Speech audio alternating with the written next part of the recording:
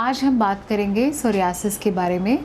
Psoriasis एक auto immune chronic inflammatory disease है जिसमें आपको शरीर पे सैल्मन कलर के पैचेस आने लगते हैं जिनके ऊपर ग्रेइश वाइट स्केल्स होने लगते हैं। शरीर में कहाँ कहाँ आपको सबसे पहले दिखेंगे? आपके एल्बोज़ में, आपके नीज़ में, आपके सर पे, दैट इज़ प्लाक सोरियासिस। और कई बार आपको सिर्फ सर में भी होता है, दैट इज़ स्कैल्प सोरियासिस। कई बार आपको हाथों और पैरों में हो सकता है, दैट इज़ पाल्मोप्लांटा सोरियासिस। सोरियासिस को पहचानेंगे कैसे? ये तो मैंने आपको बताया कि ऊपर सिल्वर स्केल्स होते हैं, उससे छोटी छोटी पपड़ियाँ निकलती हैं, लेकिन कई बार हम उसे मिस्टेक कर देते हैं कि फंगल इन्फेक्शन भी हो सकता है, सिर्फ ऐसे ही कोई एक्जिमा हो सकता है, डर्मेटाइटिस हो सकता है।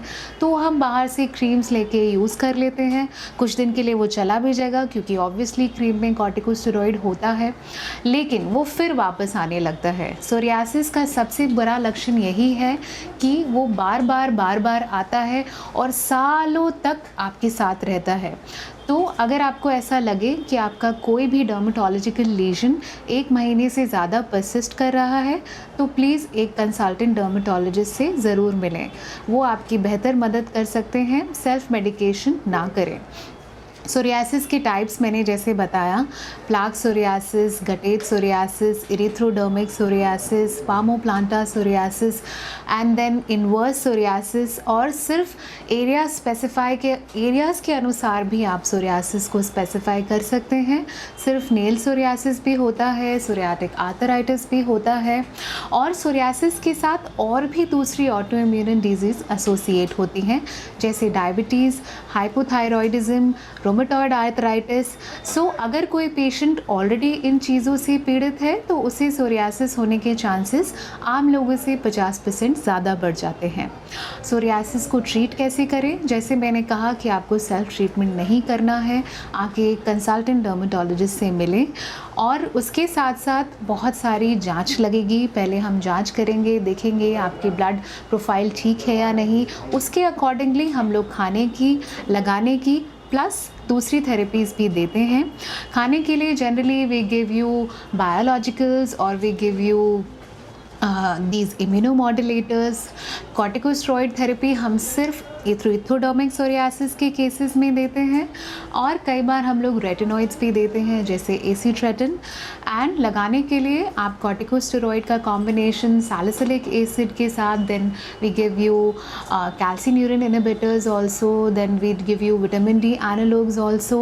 That depends according to the severity of your condition and coal tar as well. Definitely अगर स्कैल्प में है तो हमें शैम्पू भी आपको प्रोवाइड करना पड़ेगा।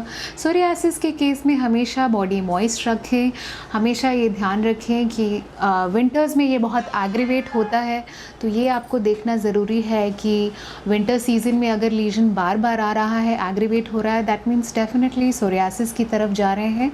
तो आपका इसकी तरफ आपका ध्यान दें और जल्द से जल्द इसे ट्रीट करने की कोशिश करें। हम लोग कुछ लाइट थेरेपीज़ भी देते हैं जैसे PUVA therapy, UVB, narrow band, broad band therapy, और उसके साथ साथ हम लोग आपको परामर्श देंगे क्योंकि आप सोरियासिस का ट्रीटमेंट बहुत लंबे दिनों तक चलता है, कुछ पेशेंट्स के लिए सालों तक चलता है, इसीलिए आपको डॉक्टर के परामर्श में लगातार रहना है। हम हर 3 महीने पे, 2 महीने पे आपकी जांच कराएंगे, देखेंगे कि आपको दवाइयों से कोई दुष्प्रभाव तो नहीं हो रहा है। अगर आप दूसरी बीमारियों से भी पीड़ित हैं जैसे कि डायबिटीज़ स्पेशली, तो आपको डॉक्टर के साथ हमेशा कंसल्टेशन में और फॉलोअप में रहना चाहिए।